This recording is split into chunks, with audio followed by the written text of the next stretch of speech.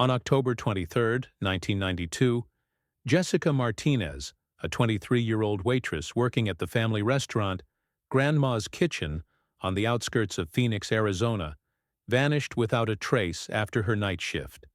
becoming one of the most baffling and disturbing missing person cases in the history of the American restaurant industry. Jessica, known for her radiant smile and exceptional work dedication, had been employed at the establishment for 2.5 years,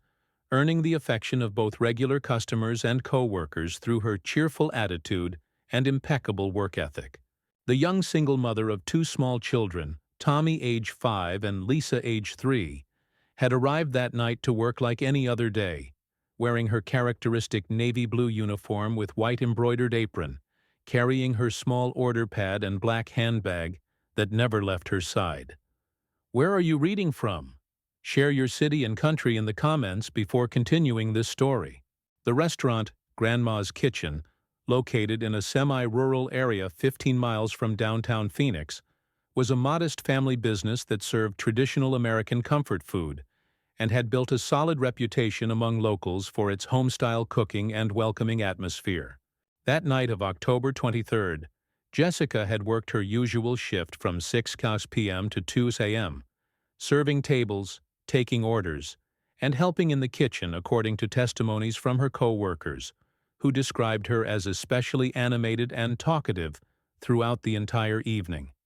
According to the restaurant's security cameras, Jessica was last seen at 2:18 a.m. cleaning tables in the main dining room, after which point she simply vanished as if the earth had swallowed her whole. When the restaurant owners, the Henderson family, arrived the next morning to open the business, they found the establishment locked normally but with no trace of Jessica. Her purse had been left in the employee locker room, her spare uniform hung in her locker, but she had disappeared completely. 4 years later, in 1996, the accidental discovery of preserved evidence in the restaurant's industrial freezer would reveal a chilling truth that would forever change the understanding of her disappearance and expose a network of crimes that had been operating under the facade of a respectable family business for years. The initial investigation, led by Detective Inspector Robert Sullivan of the Maricopa County Sheriff's Office, became a complex search operation involving multiple law enforcement agencies, specialized search and rescue teams, and extensive interviews with the local community that frequented Grandma's Kitchen. The search revealed the inherent complexities of investigating a disappearance in a semi-rural area where security cameras were limited. Potential witnesses lived scattered across a wide geographic area,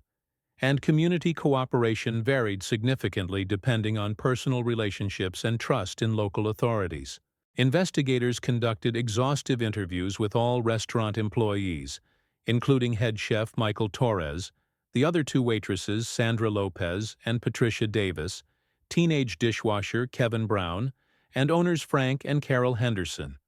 But their testimonies were consistently similar. Jessica had worked normally throughout the night and had been last seen cleaning tables after closing. Analysis of Jessica's personal finances revealed no significant debts, economic problems, or unusual transactions that could suggest a motivation for voluntary disappearance.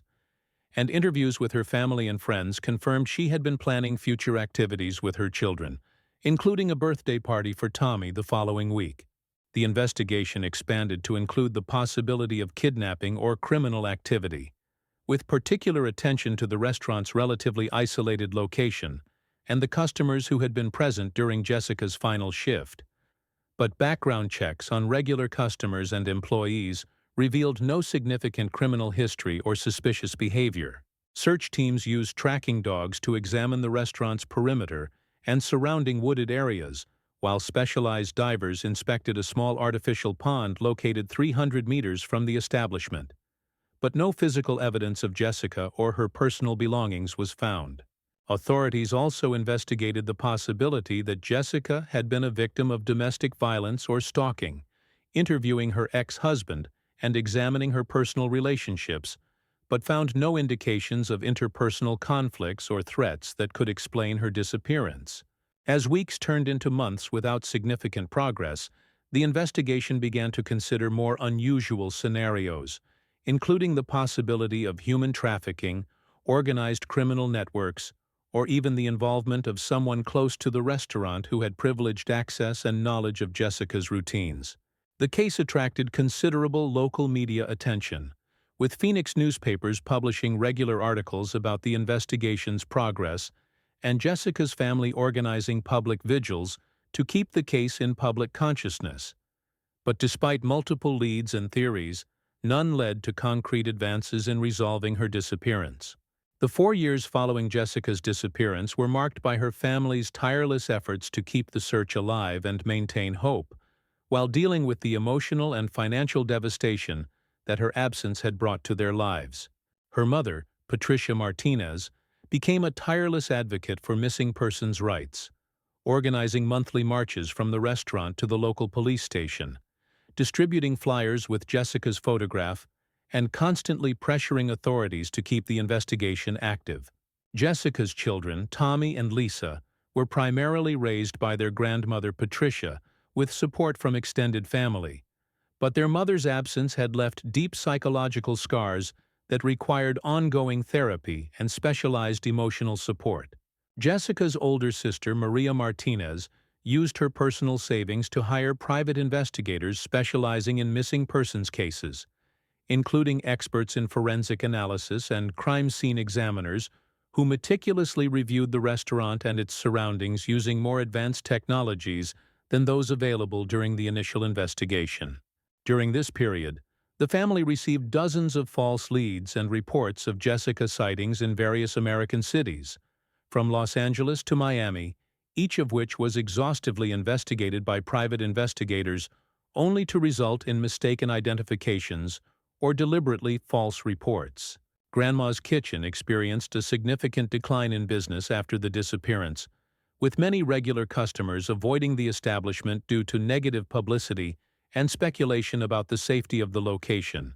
resulting in financial difficulties for the Henderson family that eventually forced them to reduce staff and operating hours. The local community was divided in opinions about what had happened to Jessica, with some residents speculating she had fled voluntarily to escape family responsibilities, while others suspected criminal activity or even conspiracy involving prominent community individuals. News media revisited the case annually on the anniversary of the disappearance, interviewing the family and updating the public on any new developments, but the lack of concrete evidence made these stories increasingly repetitive and speculative. Authorities officially reclassified the case as presumed death after 3 years, which allowed the family to receive some life insurance benefits. But Patricia Martinez refused to accept this designation and continued insisting her daughter was alive somewhere and would eventually return home. During this time, amateur investigators and unsolved mystery enthusiasts began examining the case, creating online forums and elaborate theories about what might have happened, some involving elaborate conspiracies ranging from occult rituals to secret government experiments. As 1996 approached, the family had begun to lose hope of finding answers, with several relatives suggesting it might be time to let Jessica rest and focus on helping her children move forward with their lives. But Patricia Martinez remained inflexible in her determination to never give up the search for the truth about her daughter's fate. On April 12, 1996, 4 years after Jessica's disappearance, an accidental and disturbing discovery completely changed the course of the investigation when specialized commercial refrigeration technicians arrived at Grandma's Kitchen to perform routine maintenance on the large-capacity industrial freezer that had not been functioning properly for several months. The technicians, David Miller and his assistant Mark Johnson from Arizona Commercial Refrigeration, had been hired by the Henderson family to diagnose and repair persistent problems with the freezing unit that had resulted in temperature fluctuations and intermittent system failures threatening to ruin the restaurant's food inventory. When the technicians began dismantling the internal panels of the freezer to access the compressor components, Miller noticed something unusual in the back of the unit, where there was an access space that should normally have been empty, but contained what appeared to be a large object wrapped in multiple layers of industrial plastic and duct tape. Initially, the technicians assumed there was some type of obsolete equipment or construction materials improperly stored in the service space, but when Miller attempted to move the object to access the electrical wiring, he realized the bundle had a shape and weight that didn't correspond to any known type of mechanical equipment. Using a flashlight to examine the mysterious object more closely, Miller was horrified to realize he could distinguish the shape of human limbs through the layers of plastic, and that what he had discovered were the preserved remains of a person who had been hidden in the freezer for an extended period. Miller immediately stopped work and contacted both the Henderson family and local authorities, transforming what had begun as a simple repair service call into the reopening of the region's most notorious disappearance case. Forensic investigators who arrived at the scene confirmed that the remains belonged to a young woman who had been preserved by the freezer's low temperatures for approximately 4 years, with initial evidence suggesting it was Jessica Martinez, based on physical characteristics and clothing that matched descriptions from the night of her disappearance. The discovery not only provided answers about Jessica's fate, but also raised deeply disturbing questions about how she had ended up in that location, who had been responsible for placing her there, and why no one had noticed her presence during the 4 years the freezer had been in regular operation. The Henderson family expressed shock and horror upon learning of the discovery, insisting they had no knowledge of the remains' presence and cooperating fully with the renewed investigation. But the revelation also raised serious doubts about the safety and supervision of the restaurant they had operated for years without realizing they were storing evidence of a crime in their own equipment. The forensic analysis of the remains found in the freezer, conducted by Dr. Sarah Williams, chief forensic pathologist at the Arizona Department of Public Safety Crime Laboratory, definitively confirmed they belonged to Jessica Martinez and revealed crucial evidence about the circumstances of her death that would transform the case from a mysterious disappearance into a complex homicide investigation. The exceptional preservation of the remains due to constant freezing temperatures allowed forensics experts to perform a detailed autopsy that revealed Jessica had died from blunt force trauma to the head, consistent with being struck by a heavy object, and that there was evidence of a struggle suggesting she had attempted to defend herself before her death. Even more disturbing, analysis of the materials used to wrap the remains, multiple layers of industrial kitchen plastic and commercial duct tape, indicated the crime had been committed by someone with direct access to the restaurant's supplies, strongly suggesting the perpetrator was a person familiar with the establishment's daily operations. The position of the remains within the freezer, carefully placed in an area not visible during normal equipment use, but requiring specific knowledge of the unit's construction and design, indicated whoever had concealed the body had technical experience or had meticulously planned the location. Examination of additional evidence found with the remains included fragments of Jessica's characteristic order pad, her wristwatch, and remnants of her work uniform, confirming she had been killed while still at the restaurant during or immediately after her final shift. Investigators also discovered the freezer had experienced mechanical problems, beginning approximately 1 week after Jessica's disappearance, with service records showing multiple repair calls during the following 4 years. But previous technicians had been instructed by restaurant management to perform only minimal repairs without completely dismantling the unit. This evidence suggested someone had been deliberately sabotaging the freezer to prevent the type of deep maintenance that would eventually lead to the discovery of the remains, indicating an ongoing conspiracy to conceal the crime over an extended period. Toxicological analysis of preserved tissue samples revealed no evidence of drugs or poisons, confirming the cause of death had been physical trauma, but also indicating Jessica had been conscious and likely fought against her attacker until the end. The presence of genetic material under Jessica's fingernails provided DNA evidence that would be crucial for identifying her killer, while analysis of clothing fibers found at the scene suggested the attacker had worn specific garments that could be traced to restaurant employees or regular individuals. Forensic investigators also determined the process of wrapping and concealing the remains had required considerable time and effort, suggesting the crime had not been an impulsive act, but a planned event, or that the perpetrator had had prolonged time and access to the restaurant after the murder to complete the concealment of the body. The renewed criminal investigation that followed the forensic discovery of Jessica's remains triggered an intensive operation that exposed a complex network of corruption, abuse, and criminal activity that had been operating beneath the surface of the seemingly respectable Grandma's Kitchen operation for years. DNA analysis of evidence recovered from under Jessica's fingernails produced a match with Michael Torres, the 42-year-old head chef who had worked at the restaurant for 6 years and had been one of the last people to see Jessica alive on the night of her disappearance. Confronted with the forensic evidence, Torres initially denied any involvement in Jessica's death. But after hours of intensive interrogation, he finally confessed not only to the murder, but also revealed a disturbing pattern of sexual harassment and abuse toward female restaurant employees that had been occurring for years. Torres admitted he had been sexually harassing Jessica for months, using his position of authority in the kitchen to pressure her for sexual favors and threatening to have her fired if she didn't comply with his demands. But Jessica had consistently resisted his advances and had threatened to report his behavior to the owners and authorities. The night of her death, according to Torres's confession, Jessica had definitively confronted his advances and had threatened to expose not only his harassment, but also financial irregularities she had observed in the restaurant's operation, including the use of expired ingredients, health code violations, and the employment of undocumented workers without appropriate labor protections. The confrontation had escalated to become physical when Torres attempted to intimidate Jessica into keeping quiet,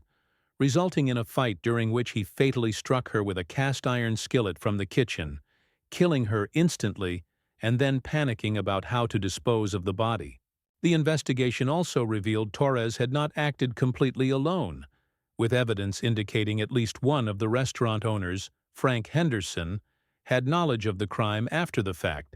and had actively helped conceal it to protect the family business's reputation. Financial records examined during the investigation showed Henderson had paid for multiple freezer repairs during the following 4 years,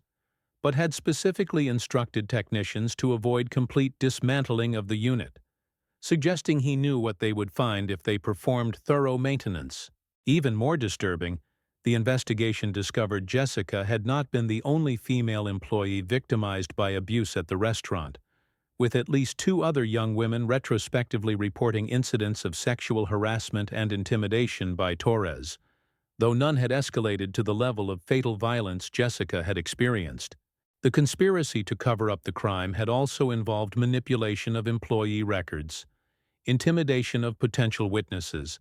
and deliberate destruction of evidence that could have led to earlier resolution of the case if authorities had had access to it during the original investigation. The legal and social consequences of Jessica Martinez's case extended far beyond the criminal charges against Michael Torres and Frank Henderson, triggering significant reforms in workplace safety regulations, missing persons investigation protocols, and protections for vulnerable workers in America's restaurant industry. Torres was sentenced to life in prison without parole for first-degree murder, sexual abuse, and evidence tampering, while Henderson received a 12-year sentence for accessory after the fact, obstruction of justice, and operating a business in a manner that endangered employees. The case inspired the creation of Jessica's Law, federal legislation requiring all restaurants and food establishments to implement specific employee safety protocols, including anonymous reporting systems for sexual harassment, regular background checks for personnel in supervisory positions, and surprise audits of working conditions by federal inspectors. Arizona authorities also established the Martinez Protocol for missing persons investigations, requiring complete forensic inspection of workplaces when an employee disappears under suspicious circumstances, including examination of industrial equipment like freezers, compactors, and other spaces where evidence might be concealed. Jessica's family used the legal settlement from the case to establish the Jessica Martinez Foundation for Worker Safety, which provides education about labor rights legal support services for workplace harassment victims, and training programs for restaurant managers on preventing and appropriately responding to abuse situations. Grandma's Kitchen was permanently closed after the revelation, with the property being sold and converted into a community center housing support programs for families of violence victims and offering job training services for women in traditionally male-dominated industries. Jessica's story became a case study used in criminology schools, social work programs, and restaurant management courses throughout the United States, teaching about the importance of creating safe work environments and the devastating consequences when power structures are abused. Worker rights organizations adopted the case as a symbol of the need for greater protections for vulnerable employees, especially young women in service industries where they may be subject to harassment and exploitation by supervisors.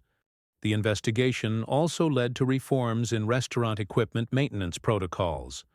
with new regulations requiring all industrial equipment maintenance be performed by independent certified technicians rather than internal staff, and that any equipment experiencing recurring failures be thoroughly inspected by food safety authorities. A decade after the discovery that had finally provided justice for Jessica Martinez, the impact of her case continued to influence workplace safety policies and law enforcement operations throughout the United States, while her memory served as a powerful reminder of the importance of protecting vulnerable workers and maintaining vigilance against abuse of power in workplace settings. The Jessica Martinez Foundation had grown to become a national organization operating workplace safety education programs in 35 states, having provided training to over 75,000 restaurant workers on recognizing danger signs, abuse reporting protocols, and legal resources available for victims of sexual harassment and workplace intimidation. Technological advances inspired by the case had resulted in the development of improved monitoring systems for restaurants, including security cameras with extended recording capabilities, emergency communication systems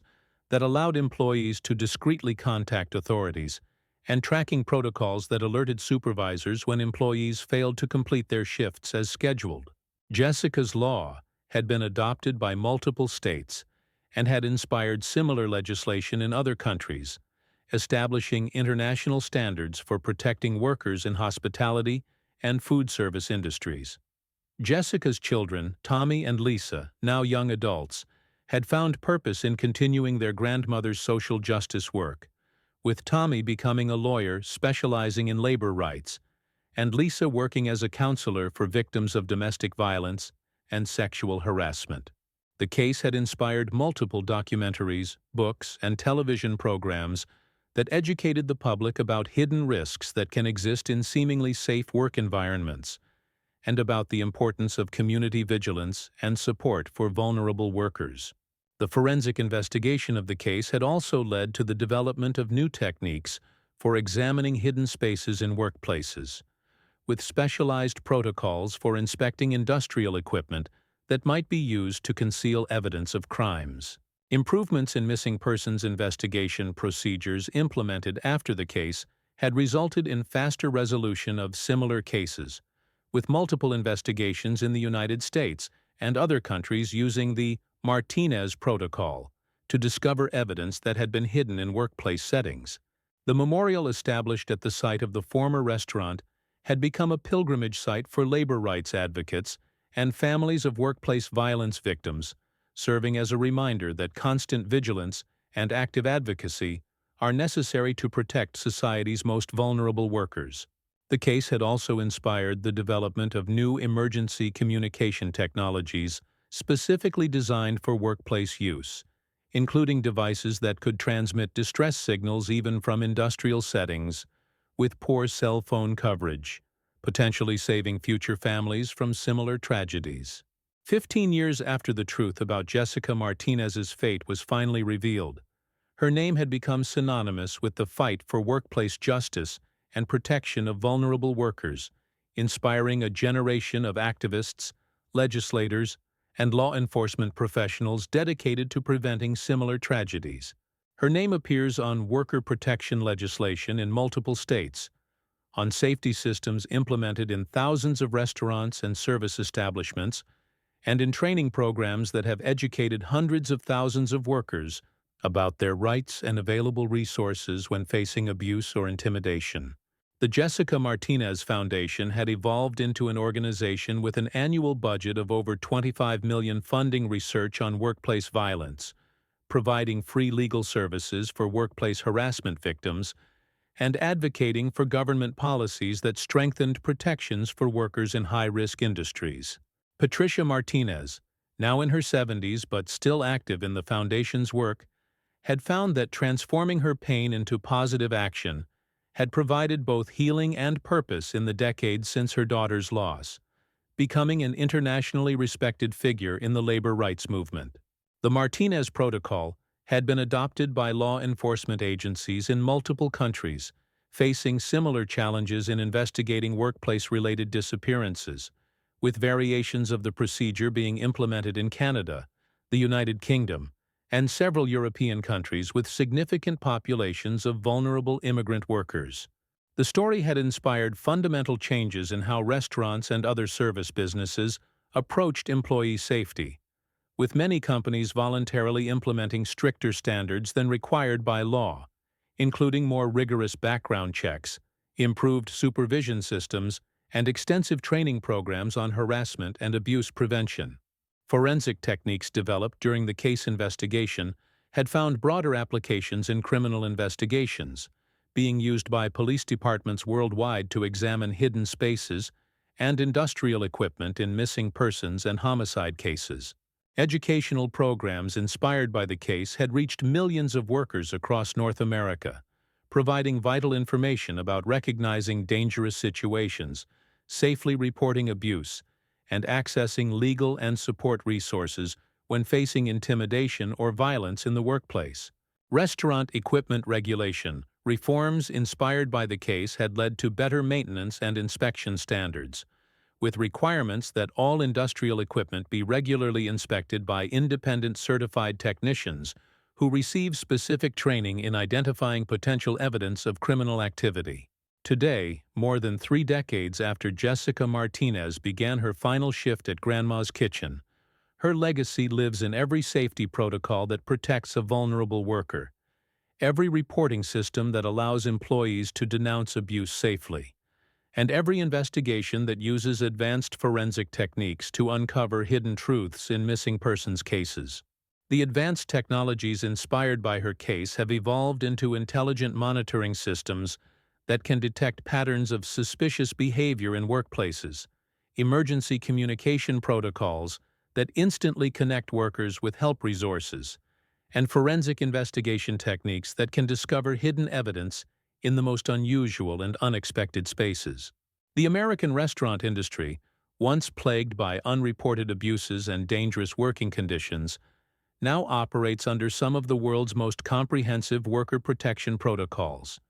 with supervision and support systems that have been developed specifically to prevent the type of exploitation and violence that Jessica experienced. The Martinez family, though forever marked by Jessica's devastating loss, had found purpose and healing through their tireless work to protect other workers, transforming their personal tragedy into a powerful force for positive social change that has impacted the lives of millions of people. The Martinez Protocol has been adopted by countries worldwide, facing similar challenges in protecting vulnerable workers, creating an international network of safeguards that would have been unimaginable when Jessica worked under the dangerous and inadequately supervised conditions that ultimately cost her life. Her photograph, taken during happier days when she smiled brightly while serving customers at the restaurant, is displayed in the memorial as a reminder that she was a real person with dreams, hopes, and a family who loved her. Not simply a statistic of workplace violence, but an individual whose life had profound meaning and whose death inspired fundamental changes that have benefited countless other workers. Jessica's story continues to be told in classrooms, workplace training centers, and public education programs that teach new generations about the importance of maintaining safe workplaces, respecting the dignity of all employees, and maintaining constant vigilance against abuse of power in all its forms. The systems that now protect restaurant workers are so advanced that many employees never realize the multiple layers of security operating around them,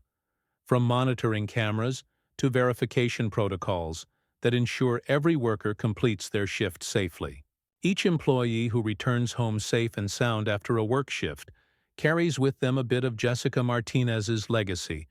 and every case of workplace abuse that is properly reported and resolved fulfills the implicit promise that her sacrifice was not in vain. Her story demonstrates that even the darkest tragedies can be transformed into forces for good when love, determination, and commitment to justice combine to create lasting changes that protect society's most vulnerable members, ensuring that Jessica is remembered not only for how she died,